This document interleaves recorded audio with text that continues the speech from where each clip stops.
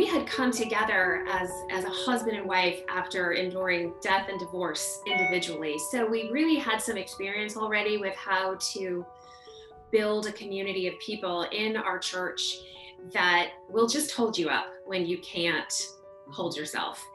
And I'm convinced that it was our vulnerability and our willingness to step forward and say, we need help.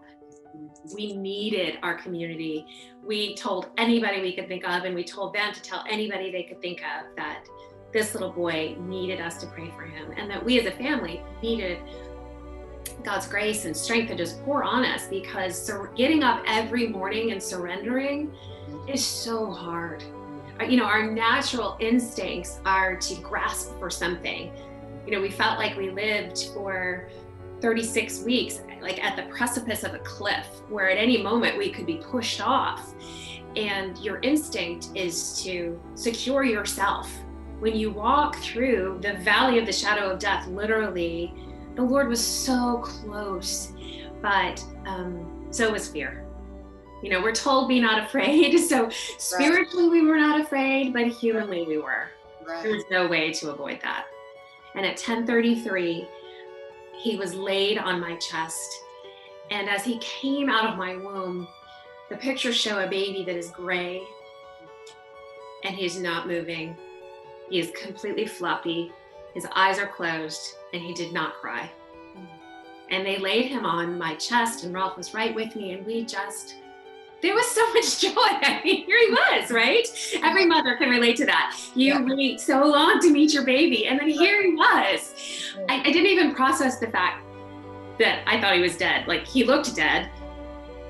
But they laid him on my chest, and immediately, you know, the team said, do you want us to take him? We said, no, just, again, that surrender, that if it was God's will that he had died in my womb, then it was God's will. So we just had that moment.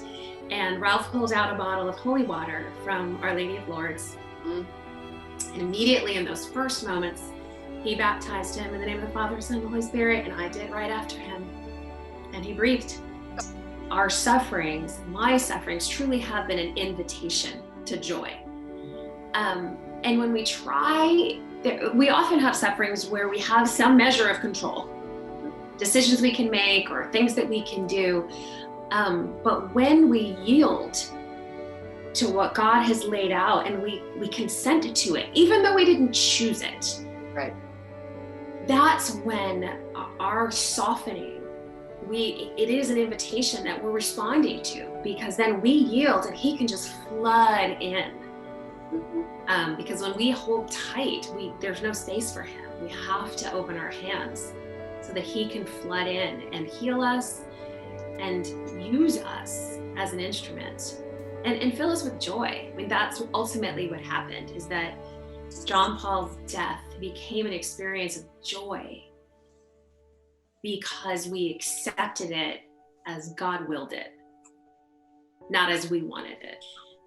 We were gifted with 1,690 minutes of total joy with our son. It was light and peace and love. And after 28 hours and 10 minutes, he passed away in our arms. The holiest and most beautiful and most painful experience of my whole life. That is where freedom and joy live. So let yourself be loved. That is John Paul's message, to let yourself be loved. He didn't have to do anything to be loved. We adored him just because he was God's creation. Sure. And we need to receive that same gift of love. Beautiful.